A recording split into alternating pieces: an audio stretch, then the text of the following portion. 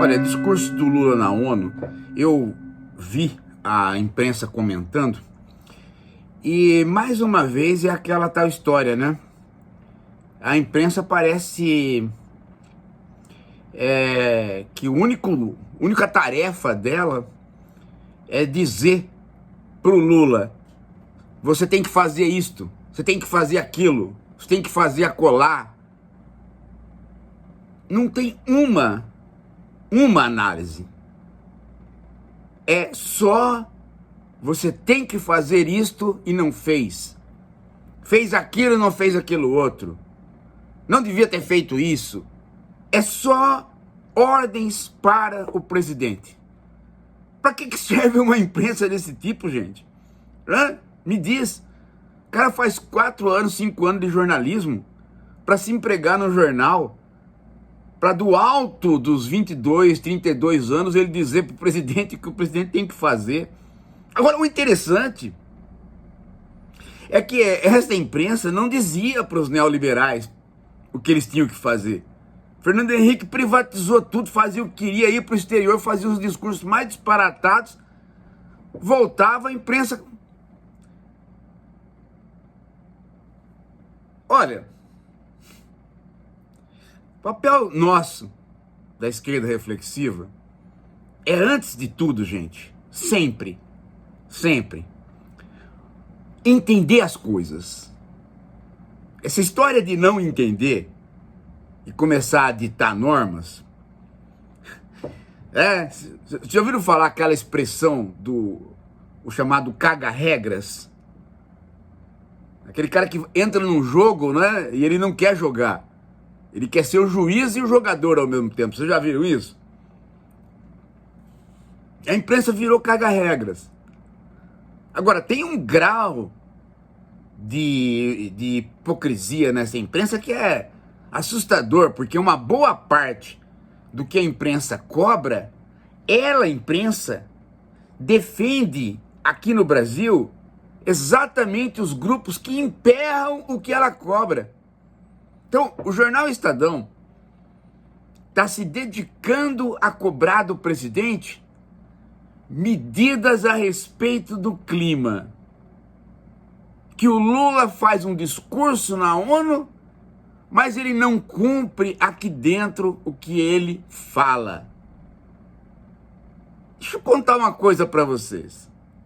O Lula foi na ONU e fez um discurso relativo ao clima, que nós estamos caminhando a cada dia a acordos que envelhecem e não são cumpridos. Ah, ótimo, presidente, mas e aqui dentro? Aqui dentro, o senhor pediu, né, para a União Europeia retirar aquelas cláusulas que ela está colocando de não comprar produtos de área de desmatamento. Então aqui dentro o senhor pediu uma coisa, lá fora o senhor falou outra. Só que tem um detalhe, gente. Aqui dentro, quando o Lula se vê na condição de pedir para a União Europeia reavaliar a compra de produtos brasileiros, reavaliar a questão do desmatamento, de não comprar mais de quem desmata, o Lula está sob pressão de quem? Da vontade dele? Não. Da vontade do Lula não é. Ele está sob pressão dos mesmos grupos que o jornal Estadão defende, em outras cláusulas. Ele está sob pressão dos mesmos grupos que uma boa parte da imprensa defende. Porque a questão principal, gente, é que não é um ato voluntário do presidente que resolve isso. Por quê? Porque os grupos de produção no Brasil, todos eles, Eles querem um governo que facilite a vida deles. Então vem uma questão da Europa. Não vamos comprar mais de quem desmata. O governo brasileiro é obrigado a negociar com a Europa para rever este programa, porque aqui dentro não dá para você chegar para os produtores, não dá para você chegar para os empresários, não dá para você chegar para o mercado e dizer, vamos cumprir. Porque as próprias bancadas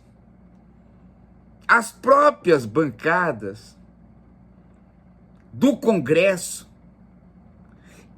e as elites econômicas encostam no governo.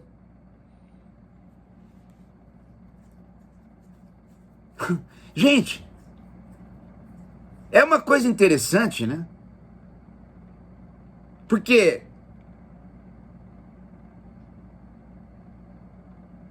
toda a nossa política do agro, ela não perde nenhuma oportunidade de pedir vantagens para o governo. Toda a nossa política industrial não perde nenhuma oportunidade de pedir vantagens para o governo. Só que a nossa política industrial, ela está em baixa. E a política do agro tem força. Então é justamente a política do agro que pressiona o Lula para que o Lula possa rever a questão da compra de países que desmatam.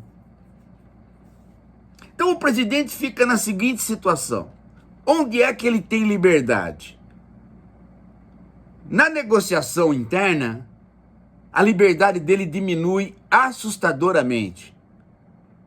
Sobra para ele a liberdade de falar na ONU. O que ele faz? Ele vai lá e berra na ONU. Por quê? Porque ele está esperando que os países desenvolvidos façam algum tipo de financiamento para os países em desenvolvimento, de modo que os países em desenvolvimento possam cumprir metas de proteção ecológica. Você pode dizer assim para mim, professor, vã esperança. O problema é que, quando você chega aqui dentro, os grupos dizem, pera lá, nós estamos com uma produção aí de carne, nós precisamos exportar. 30% desta carne aí, a gente não sabe de onde veio, mas a gente está monitorando o resto, tá? Só que, se estas ONGs continuarem falando que esta carne veio de terra indígena, onde nós tacamos fogo, nós não vamos vender. Se nós não vamos vender, então nós queremos outro governo. E a gente pode simplesmente voltar a dar apoio para o bolsonarismo. Aí o Lula diz, não, pera lá, gente. Pera lá, não é assim. Vamos conversar. Aí o Lula consulta os seus ministros, os seus técnicos, e os técnicos falam para ele assim, olha, nós podemos querer parar o desmatamento aqui, só que a gente vai ter que fazer um programa para parar o desmatamento, porque se a gente parar de supetão, se a gente começar a caçar o agro de supetão, eles não só vão se revoltar contra nós, nós vamos perder o PIB, o nosso PIB vai baixar, e presidente, preste atenção, porque lá na Europa também há a pressão dos agricultores. Não é só preocupação ecológica, é preocupação dos agricultores deles para vender o material deles, a carne deles, as hortaliças deles. E todo mundo sabe que isso existe na França. O Lula pensa, e aí contabiliza também, dentro do que ele engendra, um elemento importante. Qual? O próprio pensamento do Lula a respeito de desenvolvimento.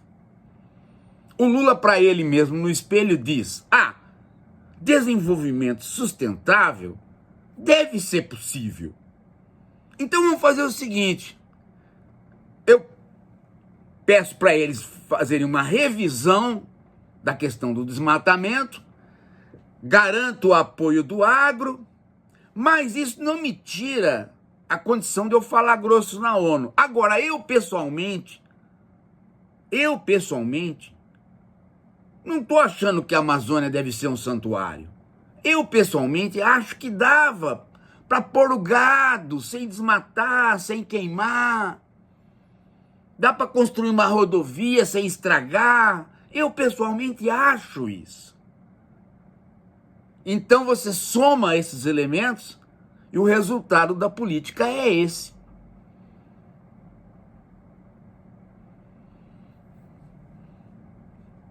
Consegue entender onde é que está o X da questão? Ou onde é que estão os X da questão?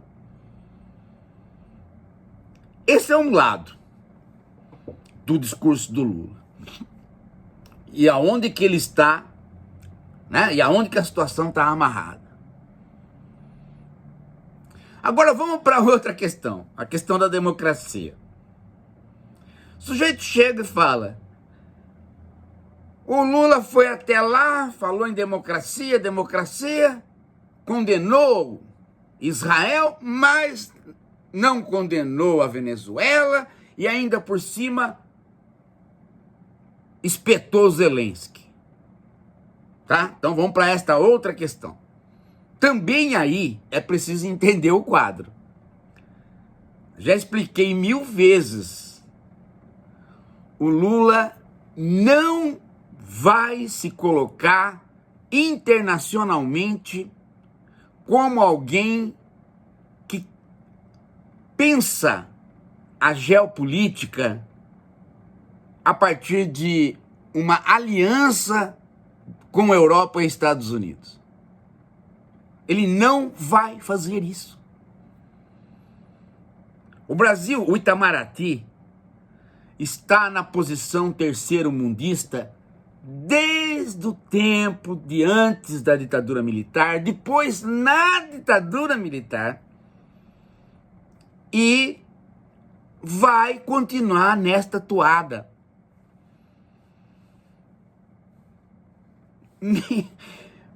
Há uma tradição do Brasil de seguir aquilo que era o terceiro mundo.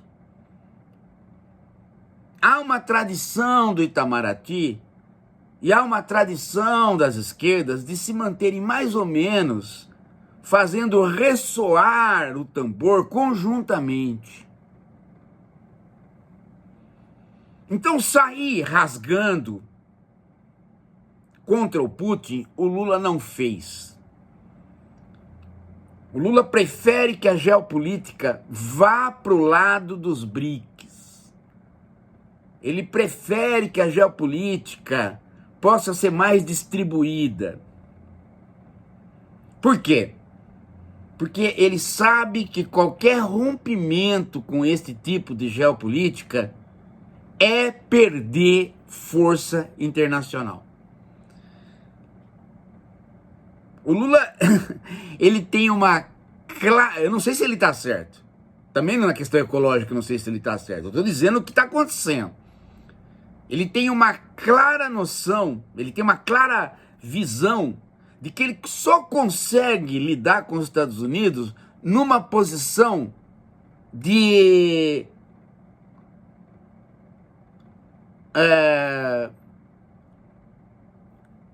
amizade de porco-espinho, né?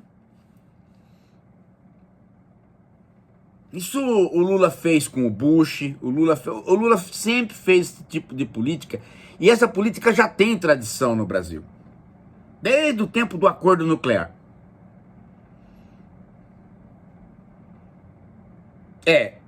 Onde está Cuba? Ainda está sob regime discriminatório. Onde estão os palestinos? Ainda estão sem o Estado. Onde está a competição internacional? A China é um competidor, os Estados Unidos é outro competidor. Que lado que está a Rússia?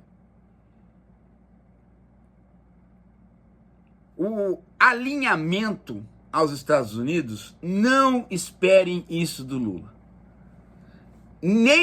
Nenhum governo democrata, mesmo que favorecer o Brasil, vai ter isso do Lula. Não vai. O Lula está convencido que ele só tira benefício dos americanos quando ele se põe como um elemento independente. E nesse ponto, ele já teve mostras de que não funciona de outra maneira. Os Estados Unidos contabiliza os seus aliados como gente que não precisa ser agradada. E contabiliza os seus adversários como gente que o governo tem que lamber a bunda. Os Estados Unidos faz isso há muito, muito tempo. Tá? No auge da Guerra Fria, Estados Unidos e União Soviética comercializavam petróleo e trigo entre eles. Então, o Lula não entra nessa. Ele mantém essa posição de independência, que é onde ele acha que ele consegue, né, lidar com os americanos.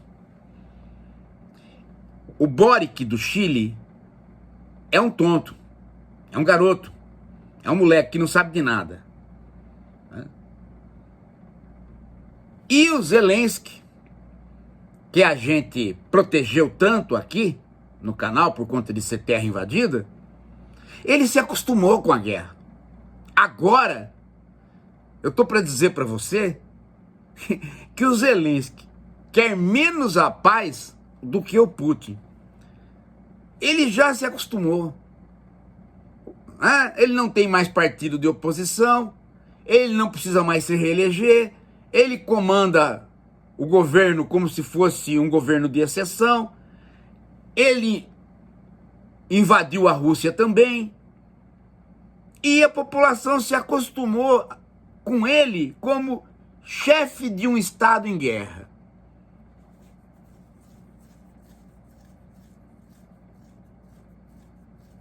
E com um detalhe: o Putin tem mais idade que ele. Muito mais. Pode a qualquer momento, pife, desaparecer. E com mais um outro detalhe: num primeiro momento, a Ucrânia não tinha nada. Num segundo momento, ela tem dinheiro vindo de todos os países da OTAN.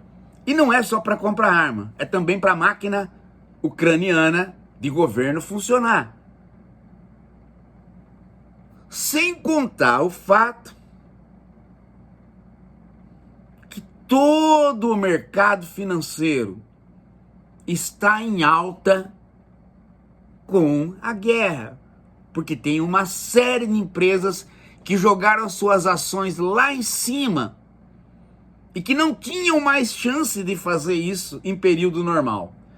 Principalmente a indústria petrolífera, porque está todo mundo mudando a matriz energética, o petróleo estava indo para um barril a custo baixo, de repente a guerra possibilitou de novo os acionistas das companhias de petróleo receber os seus dividendos gordos, a própria Petrobras.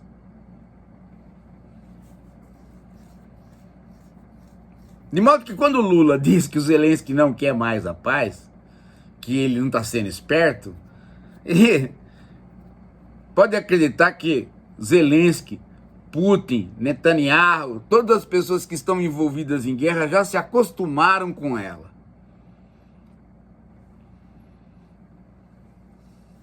Por fim, a questão da Venezuela. Lula jamais vai rifar o governo do Maduro publicamente numa ONU. Ele não vai fazer isso por uma razão simples. Ele é o fiador do Maduro. Ele quer até o fim ter o comando da política externa entre Brasil e Venezuela. O dia que ele rifar o Maduro, ele perde o comando da negociação. A negociação ainda passa pelo Brasil. Ainda passa pelo Brasil. Para a oposição tomar posse, é preciso tirar o Maduro. Para tirar o Maduro, é preciso o Brasil dar o aval.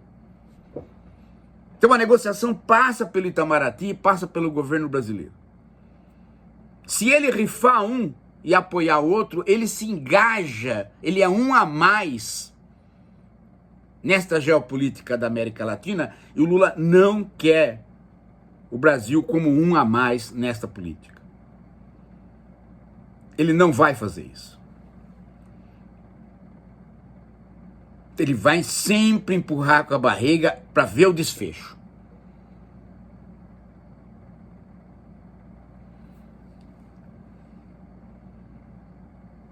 O quadro, gente, é mais ou menos este. E isto fica...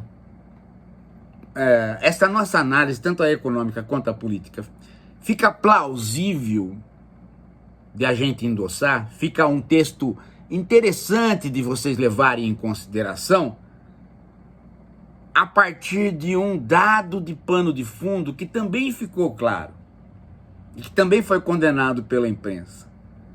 É a comitiva do Lula. A comitiva do Lula é significativa. 100 pessoas, quanto que o Lula está gastando? Nada disso, gente. O Lula fez questão, e disse que fez questão, de levar um governo de coalizão e de conversação. Tá lá os presidentes das duas casas do parlamento, tá lá uma série de ministros, tá lá o presidente, tá todo mundo sentado junto, dando uma demonstração de que o Brasil é uma democracia. De que o Brasil não tem um governo que está em minoria. Que quem está em minoria é o bolsonarismo. Que o governo governa mesmo com aqueles que foram da oposição. Essa é a maior demonstração de força do Lula. É isso que faz com que seja uma grande mentira alguns jornais dizendo que não deram importância para o discurso do Lula na ONU. Não deram importância. Não deram eco, porque ele não falou aquilo que...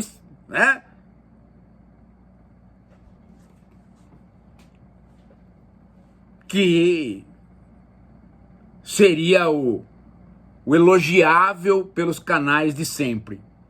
Falou outra coisa.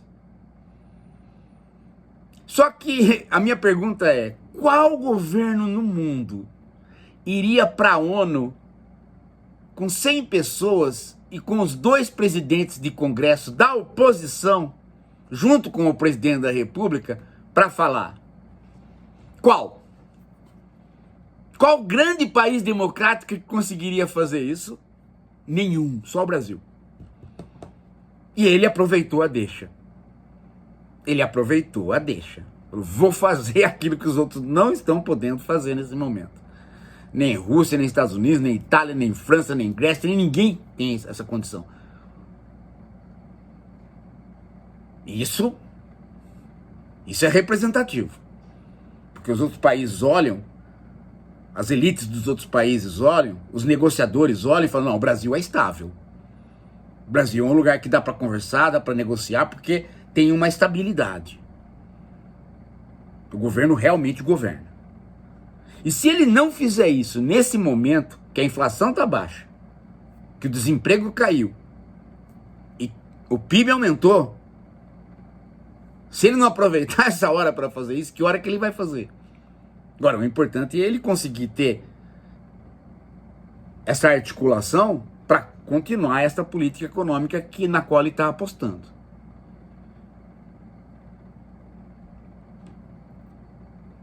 E o Lula vai até o final nesta toada.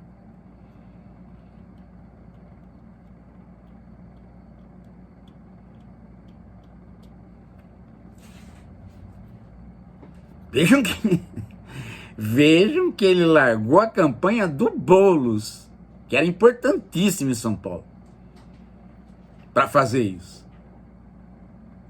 Bom, eu espero que com essa narrativa, gente, eu tenha posto alguns elementos que ajudam vocês a pensarem e vocês a construírem a narrativa de vocês. Tá? Daqui a pouco a gente volta. Professor, olha, achei o discurso do Lula importante. Sabe, a gente, nós, os passarinhos, nós somos uma minoria étnica. Sim, uma minoria oprimida. Porque as florestas estão sendo destruídas e as nossas casas estão se evaporando. Tanto é que nós estamos tudo aqui ó, na cidade.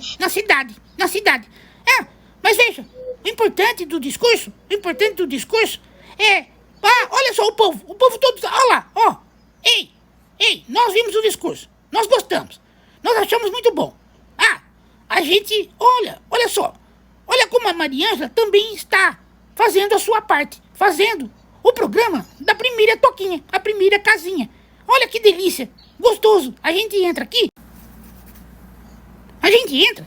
Ó, tá vendo? Aqui é muito gostoso lá dentro. Lá dentro a gente pode fazer aquilo muito legal que é a homossexualidade no mundo animal. Que delícia. Ei, pessoal, e o passarinho sem pé? Vocês viram por aí? O sacizinho, vocês viram? Não chama ele de sacizinho.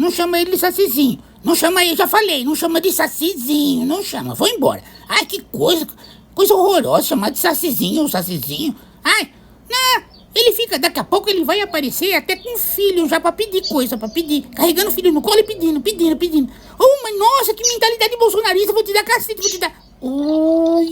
Olha, vou embora. Nossa, que ambiente de fofoca, que ambiente maldoso, não vou ficar. Cheguei. Professor, ó, eu não me misturo com esse povo lá embaixo, não. Eles que fiquem lá. Um fica falando do sacizinho, tadinho. O menino nem tem pezinho. Vamos ajudar ele,